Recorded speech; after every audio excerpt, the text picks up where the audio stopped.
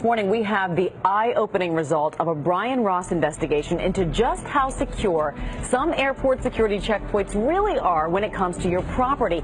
Anytime you go through security, you take it on faith your stuff will be there on the other side, but that's not what always happens. Brian Ross here with us now to explain. Well, good morning, Amy. New figures out today show 381 TSA officers have been fired for stealing from passengers and their luggage. And members of Congress think that may just be the tip of the iceberg. And for passengers who are victims of TSA theft, many find they are on their own when something goes missing. So we set out to see for ourselves.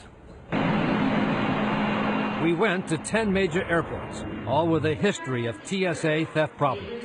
We checked bags with iPads valued at $600 and cash, and purposely left behind iPads at TSA checkpoints.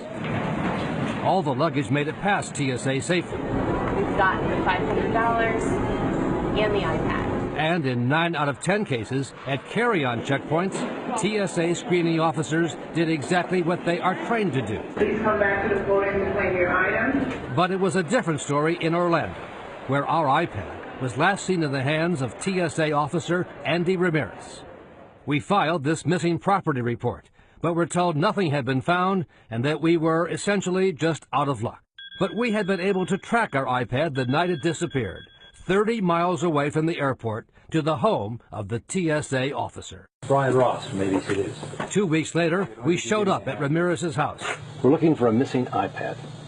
Missing iPad? Yeah. Okay. And the tracking device shows that it's located right here at this address. Okay. Is it here? No, sir. And again, Ramirez denied knowing anything about the missing iPad. Did you take it? No, sir. You did not take it? No, sir.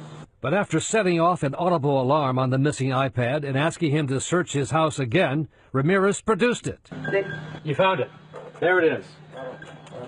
Okay, turn the camera off. With his TSA uniform shirt now off, Ramirez claimed that it was his wife who had taken it, not him. I want you to explain how this iPad left at a TSA screening station ended up in your house. My wife's, I'm so embarrassed. Your wife?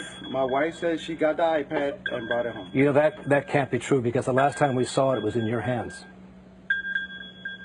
It wasn't in your wife's hands. We saw it in your hands.